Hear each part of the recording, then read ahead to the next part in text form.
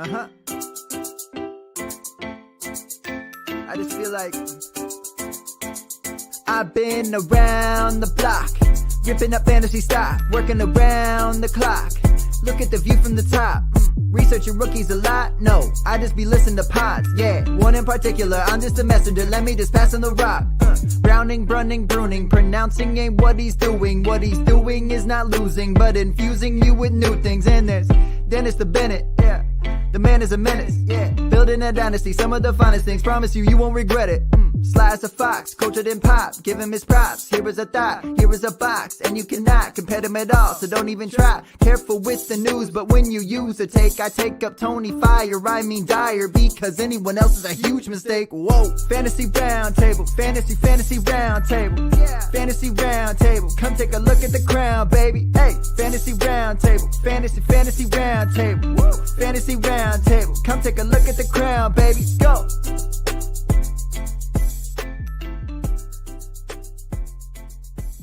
What is going on, everybody? Welcome to another episode of the Fantasy Football Roundtable Podcast. I was about to say Poocast for some reason. That was a great way to start out this episode.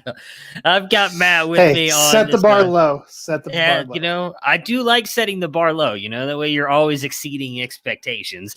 I've obviously, as you just heard, got Matt there. If you're not watching live, we are going to talk about all of the deals that are fantasy relevant for offense today. I've got quite a few deals. And then we're going to talk about or finish talking about whatever tight ends that have not signed yet. That's the last part of the offensive positions that we've not got to talk about yet, where we think they should go, where the best fits are for them. So, Matt, how are you doing on this beautiful Monday? You know, it's been interesting. I've left my house one time since the last time we were on a podcast. We went to dance lesson and picked up lunch on Friday, and then snowpocalypse set in. Some places it really varied here. I would be curious to see how much your parents got. I know I saw Lindsay's where my wife's work is. Yeah, they got about 3 feet in drifts, you know, because it was blizzard conditions. DIA got 27.5 inches. We didn't get that much snow, but it blew all around and made some drifts. So that's been kind of fun. You know, everybody had snow days. Between that, the time change, and then today was the Oscar nominations, so I got up probably about the same time as you this morning, so I could hop on with Ricky and Jacob and our friend Amanda and watch them live because they go at 5 a.m. Pacific. So yeah. I'm not sure what day it is. I'm looking forward to leaving my house. I've been in my house for at least 72 hours at this point. Yeah, I saw I'll have to send you the video. My dad posted a video of him looking out his front window and just like the drifts and the way the snow was going. I think they got like up to 40-mile-per-hour winds or something yesterday or something like that. Like it was 50. Yeah, they tagged us with the blizzard warning because we were getting slammed. It was probably between 40 and 60 for about 12 hours yesterday. Golly. Yeah, I will definitely send you that video. He posted it, but yeah, I saw obviously all the stuff that you were posting. They were posting because they're all obviously sitting there. I mean, I will say, lucky for them, and I assume at least you guys did not lose power, so that is the one good thing. But I heard a lot of people in Colorado did, so obviously, especially northern Colorado. Someplace in Cheyenne recorded 52.5 inches of snow, which is more than 4 feet. Golly, so yeah, that's definitely not fun for you guys, but hopefully that will clear up soon. But hey, at least we've got some NFL news we can talk about. So maybe that'll, you know, if you're down in the dumps and just sitting in your house as Matt is doing, you get bring a little bit of sunshine to you. There's not much really Broncos news to talk about, unfortunately. But although we did just sign Shelby Harris, and I have to say I did see that about that. All right, so let's start with the first deal that happened. I guess technically it was late yesterday. Was it late last night? I don't know. It came out. I think it was Sunday, wasn't it? Yeah, Aaron Jones. Yes, Aaron Jones. So he signs a 4-year, $48 million deal to return with the Packers. He did say, as did his agent, I'm pretty sure the Packers confirmed it, that he actually took less money that was offered to him by other teams to stay with Green Bay. He wanted to come back, which I think is huge I did see some people talking about him setting the market for running backs. I actually think some of the better running backs, a la like a Nick Chubb, who could get paid next year, will get more money than this because, again, Aaron Jones decided to take less money. I think this is awesome. We talked about this a little bit with the running backs, and I know I said this I did as you can see in my right behind me, I was able to jump on for Austin Nays on the Campus to Canton podcast last week, and I said the only place I think would have increased Aaron Jones' value was the 49ers. I did not think him going to Miami would be that great for him and his value.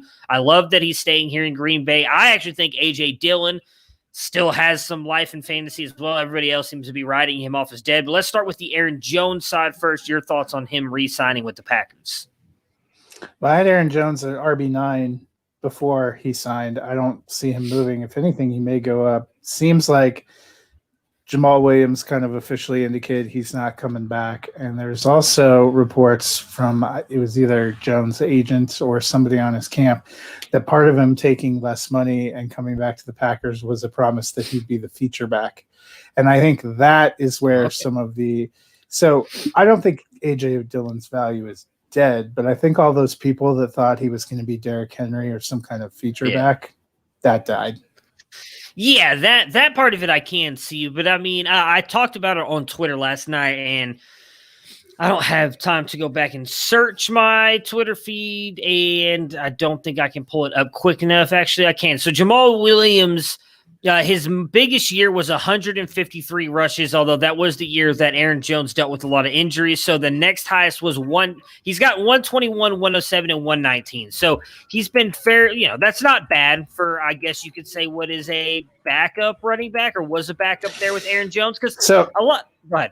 I think the fundamental difference, though, to me between Dillon and Williams is Williams seemed to be a bigger impact in the passing game. Yes.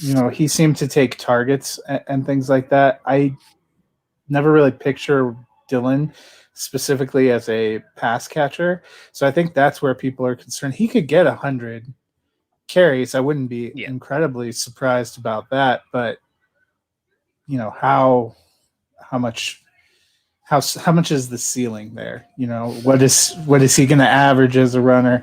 If they truly are telling Aaron Jones that they're going to make him a feature back, I still don't think he's a 300 carry a season guy, and he doesn't need 300 carries to be a top 5 RB. As we've seen, I think his top carries were like 190, 200 maybe. 236 is the most. That was 2 years ago, or last year, 2019, 2 years ago.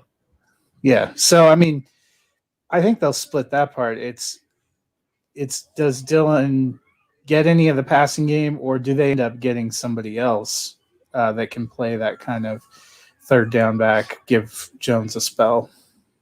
See, I don't think they will. I think Jones is going to get more of that Williams role now too. And I don't doubt that they told him he was going to be that back, but we've never really seen that. It's been quite a long time. We're talking all the way back to, I'm trying to think of off the top of my head, maybe Ahmad Green. Eddie Lacy had a year or two where he was really like the bell cow for the Packers. So I think it's going to be close to the same. And that was the point I was going to get to, though, with Dillon is, say that Jones gets close to what he did in 2019, which is his most, and he played in all 16 games, 236 carries. And then A.J. Dillon comes in and still gets the 120 to somewhere, maybe even 130 carries. I still think that has some fantasy value in that offense. And I understand he's not going to get the catches like Jamal Williams was. But again, also, if Aaron Jones gets hurt, which he has in the 3 seasons he's played one full healthy season, that's still a lot of value for A.J. Dillon in that offense. Can catch the ball. Now, you're right. He's not Jamal Williams, but he still can't catch the ball. So I don't think A.J. Dillon is dead. I think he's probably at best a high upside RB3. There was a lot of people that were, especially after Aaron Jones didn't get the franchise tag, that were out there. I saw some people have A.J. Dillon as a top 10 dynasty running back. We didn't. Yeah. I mean, I honestly have Dillon in the 30s, and I probably am not moving him that much either because he's not out of it. He's just not the bell cow back. Yeah. And I think that's where some people made moves this season. Like thinking they were acquiring, that they sent a second round pick for AJ Dillon, thinking this was going to pan out to be a top 10 running back and everybody was going to look stupid. Sometimes that works out. Sometimes the first day of free agency, your hopes and dreams go down the drain. Yep. Yeah, then that's where you take that risk in dynasty leagues of trading before the free agency and the draft. I mean, yeah, we don't know that the Packers won't draft a running back either in the second round this year and do something. They still have Tyler Ervin too. That's where I wondered, does he become, is it I would still bet he's more special teams or pass catching? Does it still end up being kind of a 3-player, and the series that they give Aaron Jones a rest, it's Dillon twice into the center of the line and then Tyler Ervin? I would think no, but I guess you can't put it past him. But or I that think guy that they more drafted at tight end H-back last year, Degura. Oh yeah, yes. I think Felix brought him up when we talked about the Cams to Canton podcast. So yeah, I'm really not worried about those two. But and Dylan, you're right. We weren't hyping him up, and that is, as I mentioned, kind of one of the risks you take when you make a trade that early into free agency and the NFL draft. A lot of values can change, and then values can still change. Doesn't matter where. We have yet to see where a Kenny Golladay signs right now. His value could completely change based on whomever else they may sign wherever he goes or the draft. So there's still a lot of moving parts definitely right now. Cam Newton was the next one signed yesterday as well. I do not think this is a bad deal. 1 year, $14 million with the Patriots. I'll let you go first on this one. Thoughts on Cam Newton? Well, quick question for you. Do you think the Patriots draft a quarterback? Because I kind of felt like this is the signing you make if you're going to draft somebody. Yes. So I when I was on the Camps to Canton podcast, now I did not think Cam Newton, but I did bring up I didn't think it'd be a bad spot for him to go back to because we heard all the talk, and I didn't think that that was just those two trying to play nice, and Cam talking about how much he respected Bill, and Bill saying the same thing about Cam. Like Bill was very forthcoming about how he loved Cam, wanted Cam back. And I think the one thing we overlooked, and I know we talked about it last week, was he signed 2 weeks before the season with no real practice time, no obviously preseason games. Then he got COVID halfway through the year. Players throw to. Yeah, we're all talking about how bad Cam Newton was, but how much of that was just due to it was just a horrible year for him coming off a serious surgery as well with arm issues and leg issues. Like there's not a lot of things in Cam Newton's favor last year. And for them to say they liked what he did so much last year to bring him back, I think just speaks to him being able to bounce back a little bit. I still think he's going to be. I mean, I think when I looked at the thing, he still finishes like QB 17 or 18. Now, obviously, some of that was because of rushing touchdowns. Pretty impressive. Yeah, he rushed for 592 and 12 rushing TDs. His passing numbers were horrible. 2,500, 8 TDs, 10 INTs. But the more I thought about it and looked at it, which especially since we'll talk about the next signing for the Patriots. Do you know last year their 3 top tight ends combined only had 32 targets? I mean, Ryan Izzo was their number 1 tight end, 20 targets, 13 receptions for 199. Those 2 rookies they brought in combined for, I think it was 5 for 55 and a touchdown on 12 targets. They did not have a lot of weapons. Edelman got hurt. They're throwing to people you hadn't heard of, that combined with a lot of other factors, not to mention the offensive line. And we've seen Patriots go out there working on rebuilding the line. Obviously, they lost Tooney and they traded Cannon. That hurts, but they got Trent Brown back. We know that's a priority. And it seems like they're making a move to improve the defense. They signed a bunch of defensive players today. They were probably the most aggressive team signing defense. And then they went out and signed Jonnu Smith, which we'll get to. So I think Cam Newton's is a veteran guy. I figure they're going to draft somebody. It's not a huge money or length commitment. Probably better to have the familiar than to talk about trying to break somebody else in if you're trying to reboot quickly, which it seems like the Patriots are not trying to tear it down and start over. They're trying to get back to the playoffs as quickly as possible. So, I mean, I agree with him not having any weapons. Obviously, Matt just mentioned they signed Jonnu Smith, and I'm not saying that they won't go get a quarterback, but I certainly am not going to write off Cam Newton. I'm just not. He won an MVP.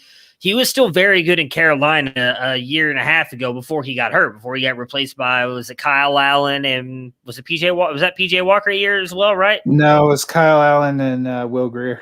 Will Grier, that's right. So I'm not writing off Cam, but I do think they draft a quarterback. Now, what I thought that the Patriots might do when I talked about it on that podcast was I thought they might get like a Fitzpatrick or a Dalton and then draft Mac Jones seems to be I think Mac Jones fits that offense very well. And he seems to be the one out of the five I think will fall, at least to right around there picking. So I still think that they go quarterback. If they don't, I mean, we'll see what they do next year. I mean, there's still a lot of really good quarterbacks in that draft. But I'm for one, like I said, I'm not writing off Cam. I think he's got at least one good year left. I would not draft. I don't think Kyle Trask is a starting quarterback. I think he's going to be a very solid backup. He's not one that I'd be that high on being a starter. But hey, I mean, Bill Belichick says all you got to do is distribute the ball, and Trask can't do that. So maybe they do draft him to be their quarterback. But Jonnu Smith is next up on the list. He was the big signing earlier this morning. Yep. 4 years, $50 million with the Patriots. I actually said this again. I'm just going to keep referencing that podcast because I talked a lot on there about a lot of these players, and this was the spot I thought Jonnu would be great fitting in, and that happened. Now, the outside one was the Panthers. I thought would just be a great fit with that offensive scheme. But the Patriots, I mean, I think it's really a home run hit. I know a lot of people are kind of saying, oh, well, all the Jonnu truthers are going to come out and say great for him and his fantasy value. And maybe you're right. I do love Jonnu. I think he's got a ton of talent, and we've seen it in spurts at Tennessee. New England is a team that we've seen in the past willing to commit to their tight end and use them in multiple ways in the offense. You know, I do, as much as I don't think Josh McDaniels is a good head coach, I do think he is a good offensive coordinator. You know, and I go back to what he wasn't there, obviously, but what they were able to do with Aaron Hernandez and Rob Gronkowski in that offense, and bringing in a guy like Jonnu, who's just a pure athlete at the tight end position. I think right now, outside of Edelman, and even Edelman, who's getting up there in age, brings them probably their best weapon in the passing game. I think Jonnu's in for a big year. We've seen years with Greg Olsen and Cam paired together. Those guys have had really good years. So I like the landing spot for Jonnu, even if Cam Newton's not there next year, just moving forward because of what he can do in that offense.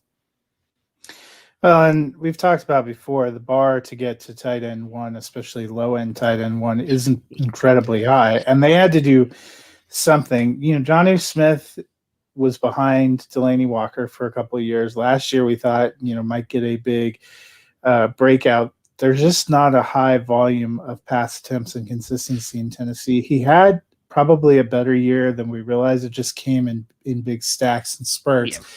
65 targets was a career high. He caught 41 balls, went for 448. Those are all career highs, 8 touchdowns. I mean, those are some pretty good numbers. If he, you know, it ended up with Tennessee that it seemed like he was a lot of short yardage and goal line looks, but that can be great for your tight end for fantasy if he's a guy that they're targeting inside the red zone.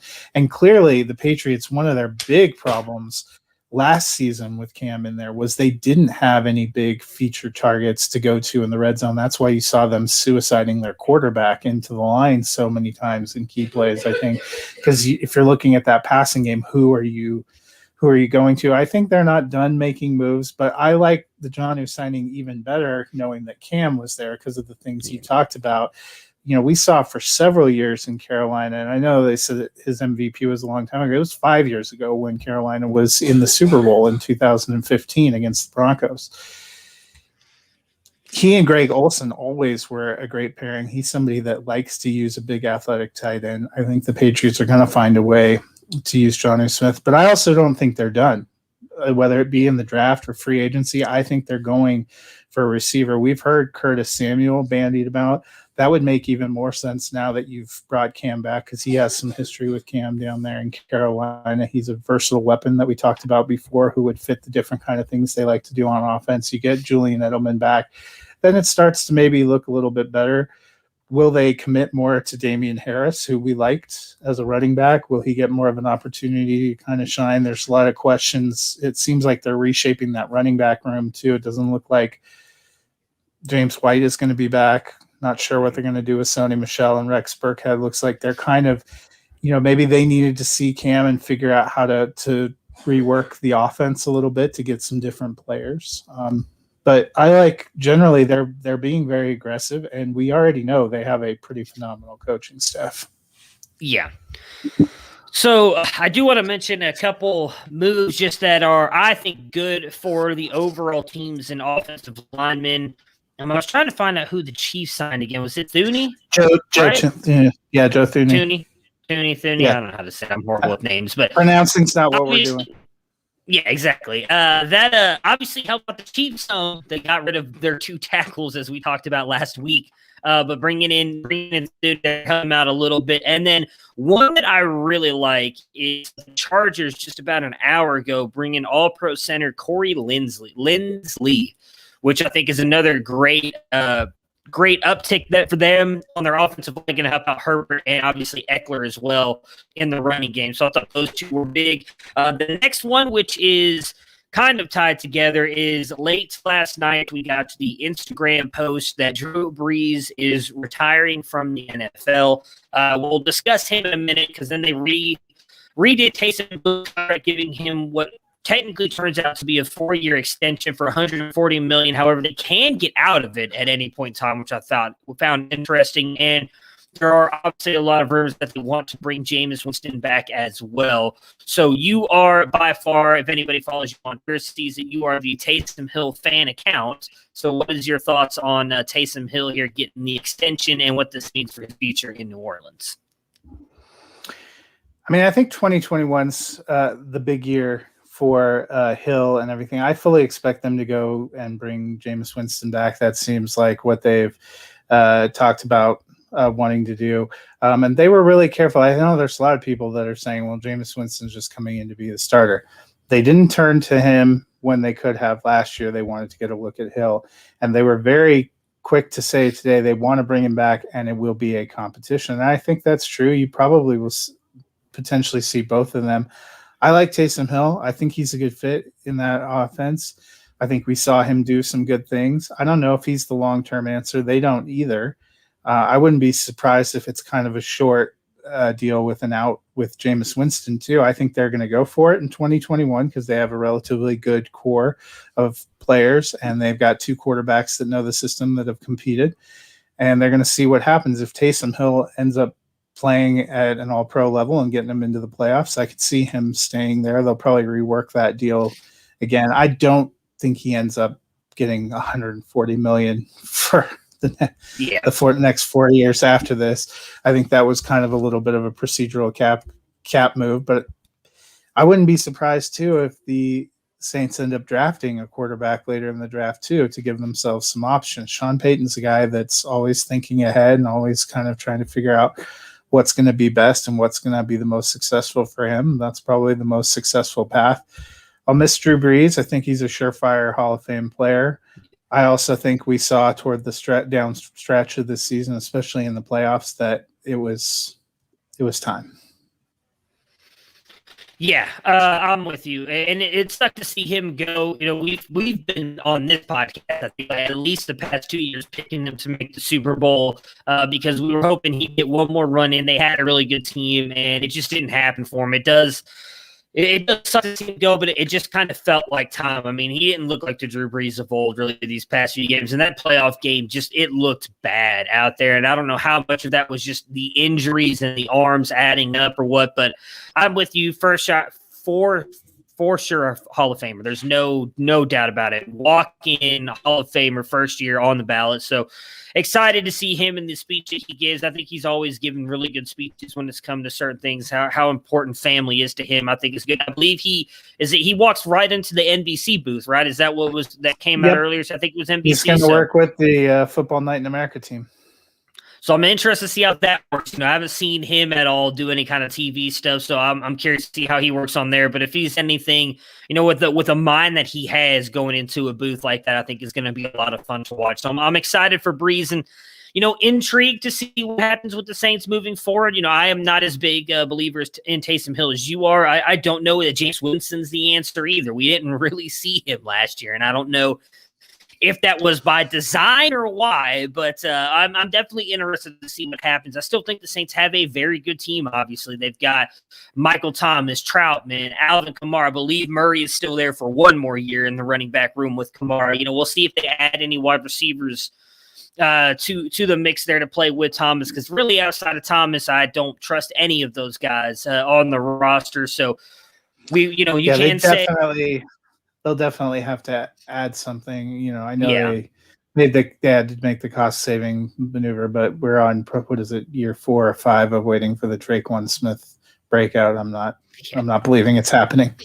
Yeah, and I mean the one thing you can't take away if you're a Thomas owner, if Hill does get the start, he still had some very good games with Hill. So it's not like the one that we saw the value go down on the most is Kamara. So I guess if you're a Kamara owner, you may not be too happy right now. But I think he had that.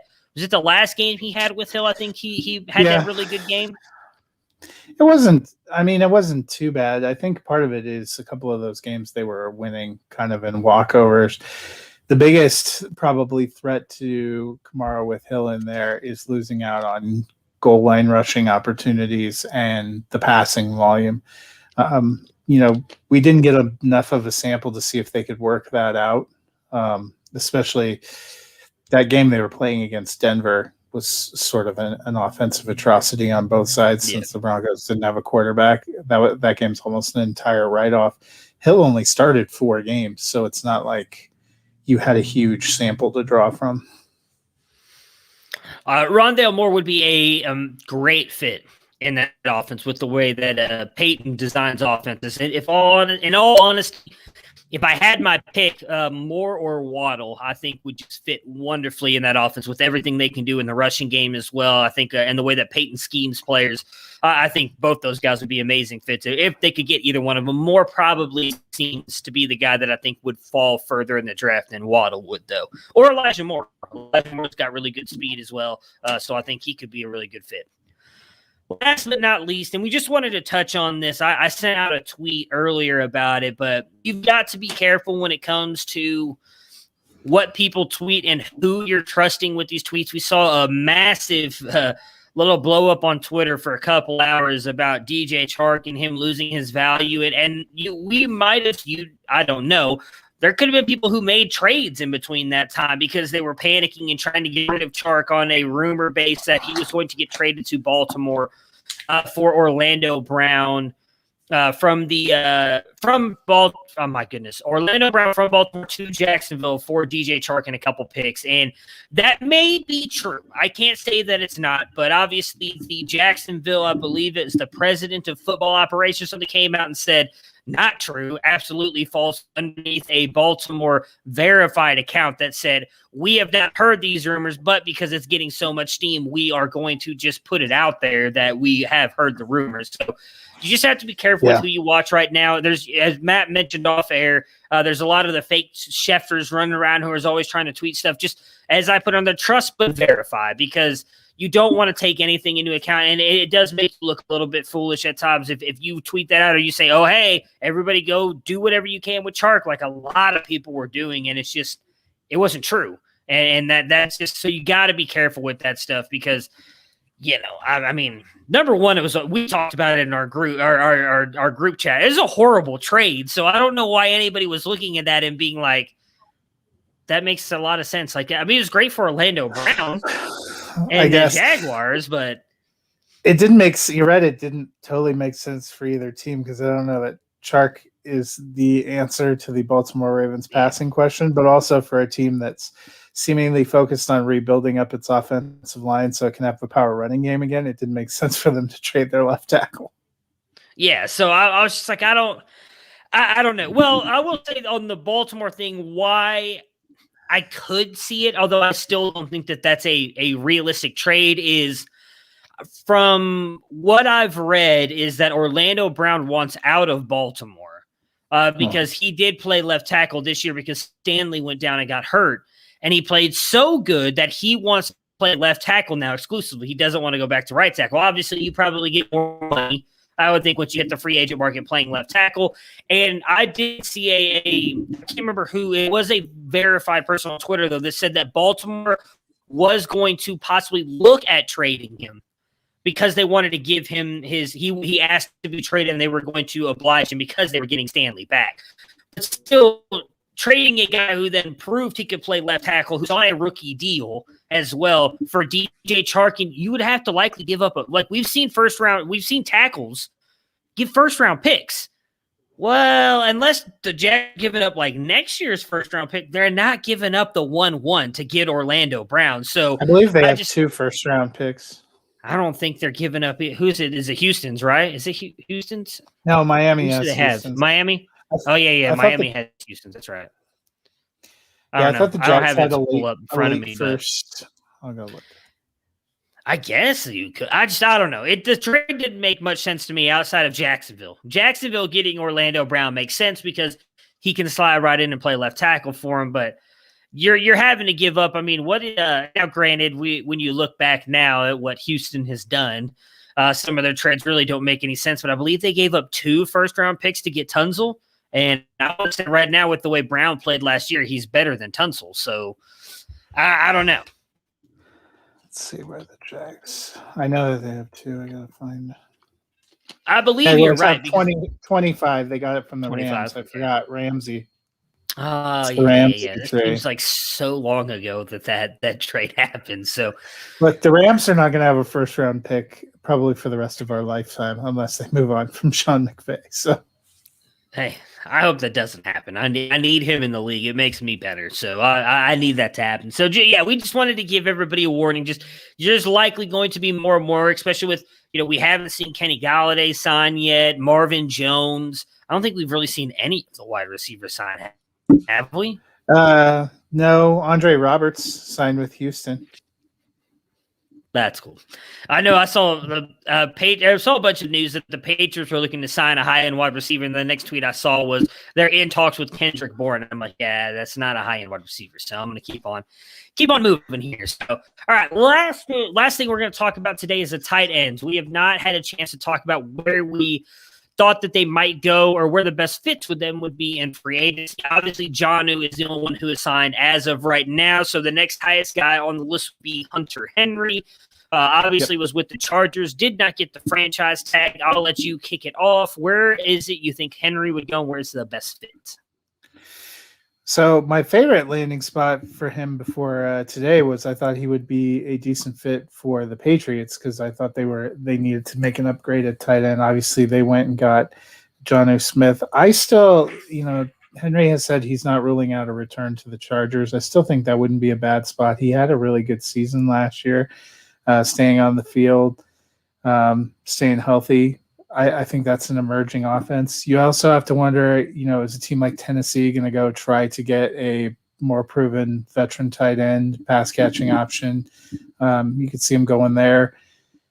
It feels, Colts wouldn't be a bad spot, although they're rumored to be linked to trading for the guy that's next on our list. But wherever Henry goes, I think he's the biggest free agent option still left out there. So teams that don't think they're going to get a Kyle Pitts in the draft or something else are probably looking at Hunter Henry. And I would imagine he signs here in the next week or two. Yeah, Henry was I talked about him and Jonnu both obviously being very good fits for the Patriots, as you mentioned. And I think going back to the Chargers makes a lot of sense. One of my good friends, Felix Sharp, says that he actually thinks that's the best spot for him to go back to. And it would make some sense. I mean, he had a good year last year. Would the year that he had maybe pay? See, I just don't know what kind of money he's going to get because he hasn't stayed healthy for a full season. Because a team that I would love to see him go to, the biggest issue with that is they never really seem to pay anybody in free agency is Cincinnati. I think he'd be a great fit in that offense. Everybody keeps putting Kyle Pitts there with whatever pick they have. I know they pick early. I think it's 7 or something. 6. Everybody's putting Pitts there. I mean, if you could get a Hunter Henry and save pick 6 to, again, upgrade your offensive line. And we know Hunter Henry is a very good blocker as well. I mean, I think that'd be a great fit there. But my biggest thing is Cincinnati doesn't really pay free So I don't know if that's realistic. Yeah, and Cincinnati being linked to Kyle Pitts, I sort of get that idea because it seems like a tight end would help them. I think it depends. The real wild cards we've talked about is the Jets in this draft. If they don't go quarterback, which in all the mocks where they have a quarterback, I think you see Penei Sewell going to the Bengals because that seems like the spot that's going to happen. If the Jets don't go quarterback, and they've been rumored to be thinking about building around Darnold, I think they take Sewell because they also have offensive line issue, in which case at pick 6 is the second best tackle or a guard worth it, or do you take a playmaker? I think that's where you see some of the mocks that have him, and neither would surprise me if they sign Hunter Henry. They definitely probably aren't, although that would be the most Bengals option to sign Hunter Henry and then draft a tight end, to complement your receivers you already have.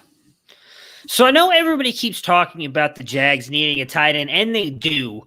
My biggest fear is I don't know if they're going to use the tight end as an offensive weapon like a Hunter Henry and Jonnu can be. I honestly think that tight ends are going to be more of like what the Browns are doing right now and keeping those guys as inline blockers more often than not. So I don't know. And I could see them going for one of the kind of cheaper later veterans, maybe getting another rookie. There's still questions about whether we're ever going to see Josh Oliver develop. Yeah, I'm trying to think of who else is on there because they lost O'Shaughnessy, didn't they? They had Eifert, who is a free agent again. He's potentially on this list. Does he end up going back? He stayed relatively healthy and was a decent contributor. But Jacksonville, to me, seems more like a kind of Kyle Rudolph type option.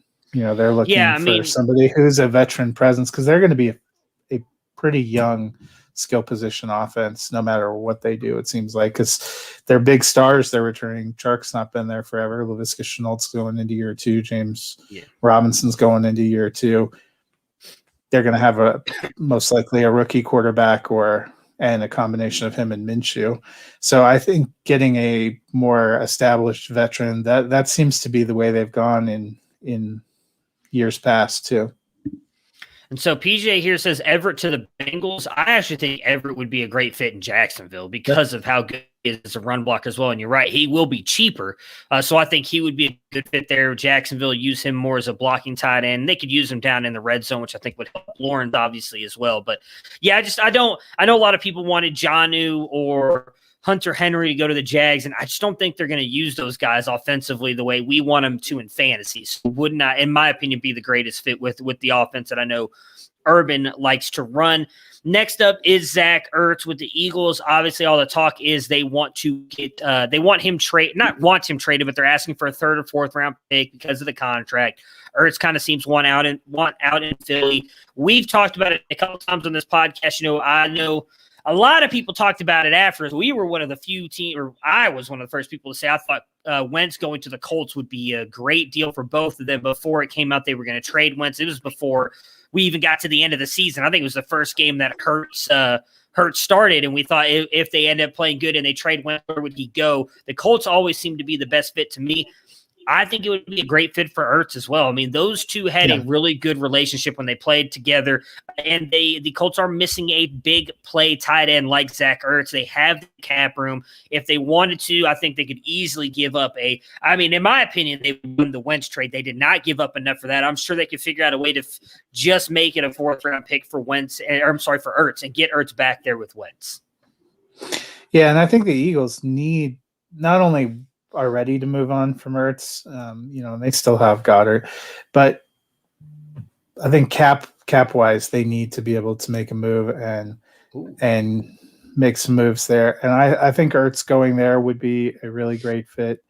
That's probably the best fit. The real question too is going to be, can they work out a trade, or is Indianapolis going to try to wait it out and see if Philly outright cuts Ertz, which has been a discussion as well, because Philly is a team we have not seen them do much of anything to get their cap situation under control, and post that Wentz trade, they are in some cap trouble. So I'm intrigued by this and also very upset because as a Browns fan, this is one of the players I was hoping to get. They did get LJ Johnson, who I think is a really good safety. Yannick Ngakoue looks like he is going to the Raiders. So that is an interesting fit for an already decent defensive line. They just beefed that up a little bit more. So didn't they just bring in Gus Bradley? Didn't Ngakoue play with Gus Bradley before? Yes. So that is very interesting. Ooh, wow. I've seen them say it's going to be a very pressure-packed off season for Mike Mayock because the Raiders have made some progress, but we've talked about how they've kind of collapsed with not quite enough pieces in a stretch run to the playoffs the last couple of years. Gruden signed that 10-year contract, and it's kind of the bigger name. There's a lot of rumblings if the Raiders don't get to the playoffs this year, there are going to be front office changes. So I would not be surprised to see them being aggressive in free agency in the draft. All right, so a couple more tight ends to talk about. Rob Gronkowski. Just the Bucs make the most sense. I don't see him go. Well, I think there's zero chance he goes somewhere that Brady isn't. Yeah. So I don't think there's much else to say. I think it's Bucs or bust. I think I'd love to see him go somewhere else, but I feel like it's going to be the Bucs. So I think he comes back and definitely goes to the Bucs. The question probably, what do they end up doing with OJ Howard? Do they keep him, or does that become a guy that becomes available? Yeah. Robert Tonyan, what are your thoughts on him? Obviously, he had that breakout year with the Packers. They still need a tight end. So he's a restricted free agent, so they'll probably tender him at something. You could see a team that really is desperate for a tight end try to make a run. Depends what they tender him at. He was I believe he's an undrafted free agent that they brought in. So, if they tender him at original round or offer matching, that's kind of the lowest level. You could see a team making a run at him, but I think he fits pretty well. And it does seem like the Green Bay offseason so far has been getting the weapons Aaron needs to get out of the NFC Championship game and into the Super Bowl. I think that had to have had a big impact on the Aaron Jones signing too, because we heard Rodgers say several times he wanted him back. He was very important to him. I think they want to keep the core intact. Next up, Jordan Reed. We saw him sign with the 49ers last year and did get some run once George Kittle got hurt. Did he do enough to go back to the 49ers or possibly get a job somewhere else? I mean, he could be a sneaky option for the Bengals because you're not talking about a lot of big money, but you are talking about a guy that kind of reestablished himself as a pretty decent passing weapon. The question for him is always, can he stay on the field? Going back to backing up Kittle wouldn't be the worst thing in the world. Obviously fits pretty well with Kyle Shanahan's offensive scheme. But I do think we saw enough flashes that somebody would take a chance on him. Yeah. Yeah, I mean, it'll be – I do think if the 49ers can't get anybody else, he'd be good to bring back there because we do know, I talked about it a little bit with Kittle. I love Kittle, but he plays the tight position like a linebacker. And so that doesn't necessarily lead to him being healthy all the time. So he would not be a bad fit for Cincinnati either. I think if he can stay healthy, Jordan Reed has shown he's still got a little bit left. He doesn't quite look like an Antonio Gates out there toward the end of his prime where he's really just going to post up in the end zone really quick. Jordan Reed still got a little bit of run left in those legs. So the last three tight ends here, Kyle Rudolph, Jared Cook, Tyler Eifert. Do you think any of these guys have any fantasy relevance in 2021? If I had to bet on one of them, I still think Kyle Rudolph ends up playing somewhere. He wasn't bad with the Vikings last year. I think that was more of a cost-cutting move and them recognizing they wanted to get Irv Smith the ball more. That's why, one of these teams that doesn't want to splash out a lot, that also doesn't need a huge high profile weapon. He could end up going there. I think Jared Cook, he's an older player. He seemed like he was kind of breaking down and fading out at the end of last year. I think he may be done. Eifert, so many injuries. He had so much promise. He didn't have a bad season with Jacksonville. You could even see him potentially going back there again. But he's not the best bet either. All right, so just to recap really quick, wide receivers could possibly be a very big next couple days. Kenny Galladay, Juju Smith-Schuster, Corey Davis, Curtis Samuel, Will Fuller, Nelson Aguilar, Antonio Brown, Marvin Jones Jr. all have yet to sign. In fact, I have not seen anything reported about any of those guys even being close to a deal. The only things I've seen is Kenny Galladay is between the 14 to 16 a year range, and that Juju Smith-Schuster apparently told his teammates he's likely not coming back. Outside of that, we have not seen anything. I haven't. Have you seen anything on any of those guys? No, kind of. I think Juju's news kind of gives you an indication that maybe the Steelers told them we don't have the money and we're not even going to try. But I always thought he was potentially going to get a bigger offer. I think Galladay is the first domino to fall there, unless the Patriots sign a blockbuster with Kendrick Bourne. I think Galladay's probably the first to sign, and I saw a couple of people throwing shade, but it makes sense to me that he would want to sit back, get all the offers and see them, and then pick a place. Because for wide receivers like that, especially a guy that plays as physical as him, this is probably his big contract for his career. I don't know why everybody's I wouldn't be in a rush if it's me. I mean, in the NBA offseason, the last few years, we've seen often LeBron James not the first guy to sign. Yeah. He's several players in because he's weighing his options, seeing what's best for him and his career. Makes total sense to me that Galladay, for the big kind of top end of the wide receivers, I think that's going to be the first domino, because I would bet a lot of similar teams are putting out feelers to Galladay and Juju Smith-Schuster and Will Fuller and some of these guys, trying to figure out, where is your range? Who can we get? Who ends up going where? I do have to say, there's persistent rumors about Galladay that the Ravens are pursuing him, and that would sort of bum me out, I have to be honest. Yeah, I wouldn't love it either. The only thing, if I'm looking on the bright side, being someone who has a lot of shares of Galladay and just likes Galladay as a player, I mean, he does have that massive wingspan, so even when Lamar maybe isn't throwing the most accurate passes, Galladay can still probably catch him. So I would look at that. And I mean, he does definitely give him an option in the shorter area of the field outside of Mark Andrews. He seems to be like the only one who doesn't just like run 50 yards down the field like Hollywood Brown. That really seem to be the only two options Lamar looks for. So I'm with you. I would not love that spot for Kenny Galladay. It would still – I wouldn't drop him much, but probably would drop him a couple of spots in my rankings just because of that, because I don't love the spot. But I'm going to be honest, a lot of the spots that I've been seeing him linked to don't inspire a lot of confidence in the Patriots or the Eagles either. I'm not thrilled with either one of those, but I do agree with what you just said. I mean, he's been injured the past couple of years. I honestly think he could have come back this year. I think some of it was just he was banged up, and he knew I think he knew the Detroit Lions weren't going to give him a deal. And so it's one of those things of, why do I go out there and risk my body when I've got a chance that this is probably his one shot at getting the massive contract? So I'm with you. I sit back and I would talk, if I were him and his representation, I'm talking to every single NFL team getting the best deal possible, because he may not get another deal, and to get the best guaranteed money as well, because if he gets hurt again, we've seen the way NFL teams do their contracts at times, and they could void a lot of that money, and then Kenny Galladay may never get paid again. And I think he's a really good wide receiver. So if I were him, there's no reason. None of this can become official till Wednesday anyway, so there's no reason to rush it at this point. So, yeah. And I mean, really, you don't.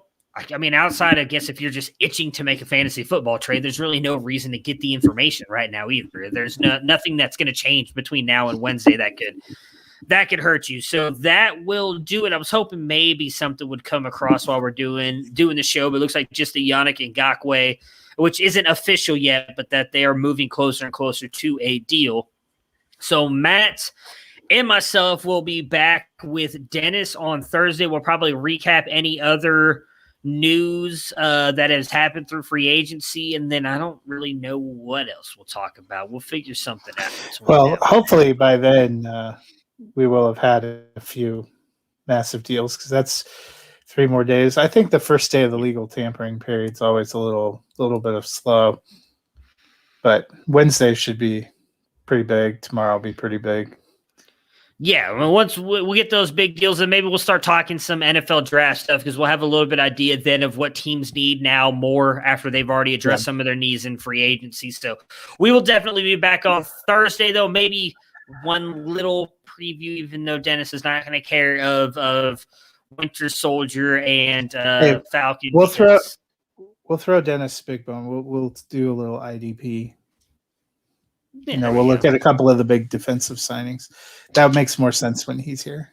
Yeah, we'll do that. I know he did just do that big IDP. I don't know if their draft is finished yet or not, but we can talk to him about that stuff, and then that way get him happy and satisfied, and then we can talk a little Falcon and Winter Soldiers. That comes out on Friday, which yes, and Justice League will already be out. But Justice League. See, that's the bad thing for Justice League. I didn't even think about it. I know some people don't care, but March Madness starts Friday too. So I can squeeze a 30-minute episode of Winter Soldier and the Falcon in.